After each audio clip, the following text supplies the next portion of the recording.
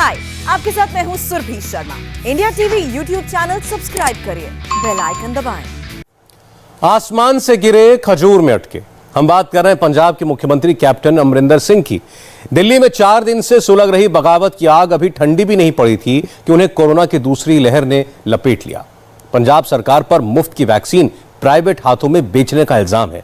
अकाली और बीजेपी तो कैप्टन पर हमलावर थे ही।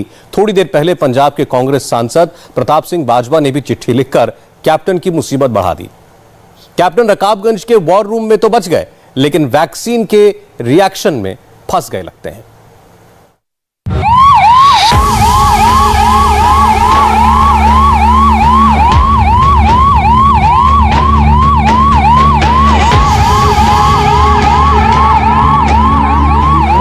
शुक्रवार को कांग्रेस का कप्तान से सामना, कप्तान का आला कमान से सामना। गुरुद्वारा रकाबगंज रोड के कांग्रेस वॉर रूम में सुबह 10:30 बजे शुरू हुई गहमागहमी मुसलसल 3 घंटे तक कायम रही। राजा आया, मजमे पर नजर डाली, महफिल लूट कर चलता बना। मैंने सिर्फ इतना कहना आपको कि हमारी इनर पार्टी डिस्कशंस हैं and I don't propose to share it with you. Number 1 जो है ये इसलिए की गई है बिकॉज हमारी 6 महीने के अंदर इलेक्शनें आ रही हैं एंड दिस इज इंट्रोस्पेक्शन जो हम अपनी पार्टी में करते हैं और वो ही किया है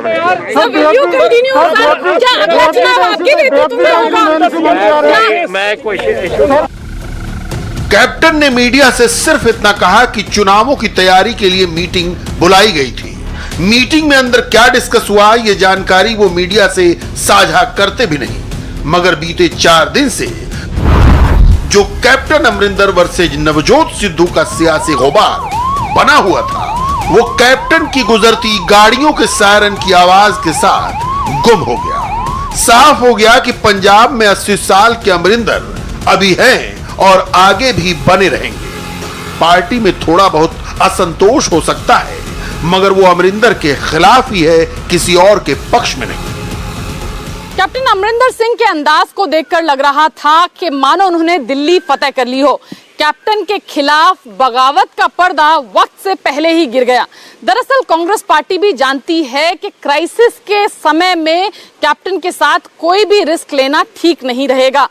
भले ही कैप्टन ने नेतृत्व परिवर्तन के सवाल पर कोई जवाब ना दिया हो, लेकिन कांग्रेस पार्टी और कांग्रेस का शीर्ष नेतृत्व भी ये बात जरूर समझता है कि पंजाब में बिना कैप्टन के पत्ता भी नहीं हिल सकता।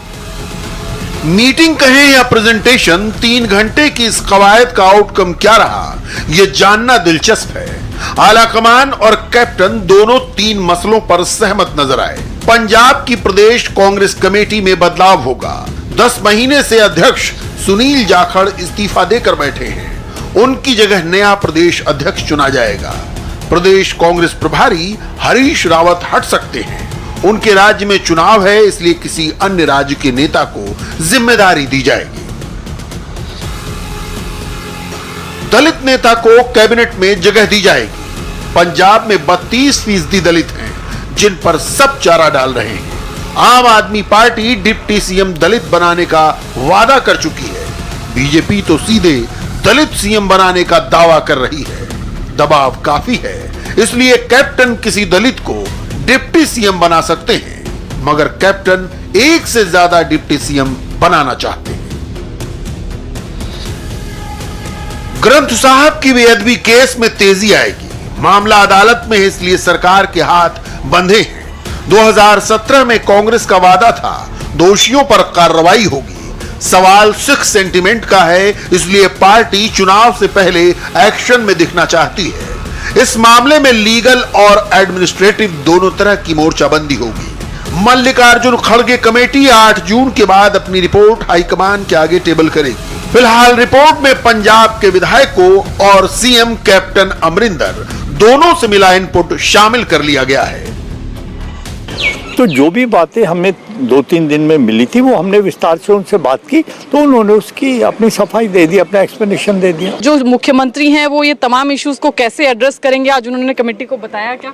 उन्होंने बताया, बहुत सारी चीजें उन्होंने एक्सप्लेन करी है, जो हम अपनी रिपोर्ट का हिस्सा बनाकर भेजेंगे। तो कब तक आप सर रिपोर्ट फाइल कर देंगे? आज या कल में हो जाएंगे।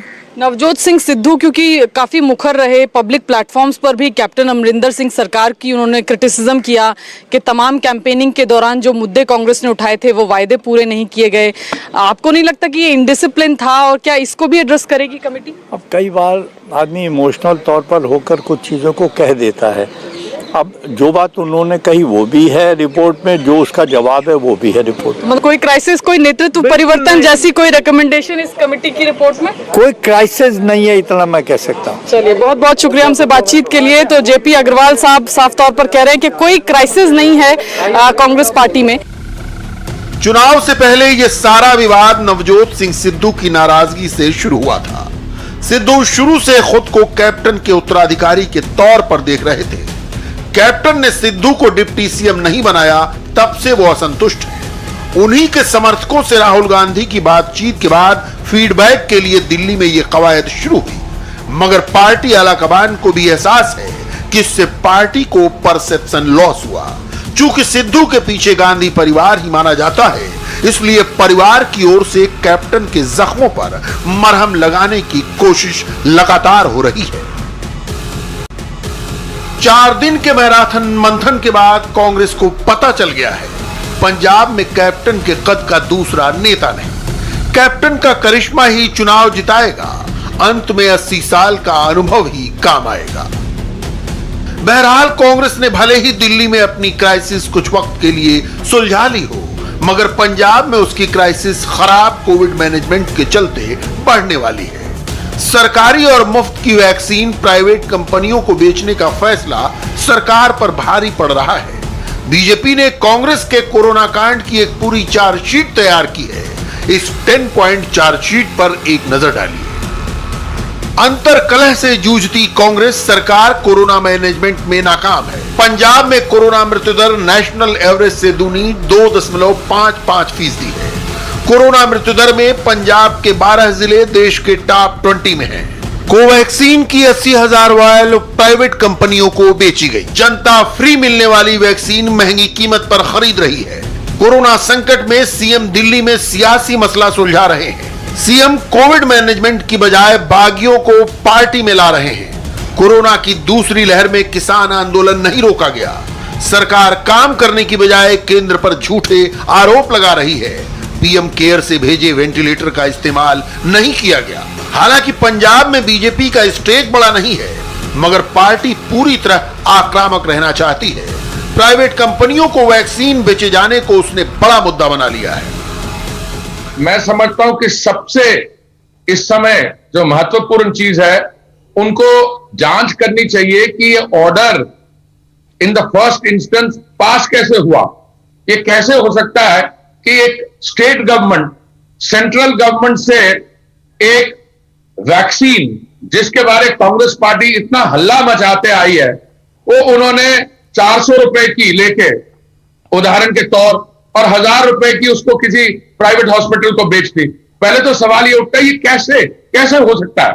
ये क्या इलेक्टेड स्टेट गवर्नमेंट एक इंटरमीडियरी की तौर में कमर्शियल प्रॉफिटियरिंग कर रही है? वहीं राज्य के स्वास्थ्य मंत्री बलबीर सिंह अब सफाई देते घूम रहे हैं। उनके मुताबिक ये मामूली सी गलती है, आगे से नहीं होगी। आपको लगता है कि फैसला ठीक नहीं था और अब यूटर्न लेना पड़ रहा है सरकार? नहीं, बात ऐसी है कि जो कई फैसले ऐसे कई बार हो जाते हैं, लेकिन उसको सरकार ने इमीडिएटली अपने जो गलती उसको सुधारा है। बेकायदा हमने उसको वापस लेकर हमारे सीएम साहब ने बोला कि जे हमने पब्लिक के हित में की बात कर दी है और जो हमारा लोगों के साथ प्रॉब्लम है उसको पूरा करना। मगर ये राज्य सरकार का मिसमैनेजमेंट नहीं, संवेदनहीन और मुनाफाखोर रवैया कहा जाएगा। जब लोगों की जान के लाले पड़े हों, सरकार ऐसा कर भी कैसे सकती है? हाय, आई एम सुरभि शर्मा। खबरों से अपडेट रहने के लिए India TV YouTube channel subscribe करिए, साथ में बेल आइकन जरूर दबाएं। जुड़े रहें इंडिया टीवी के साथ।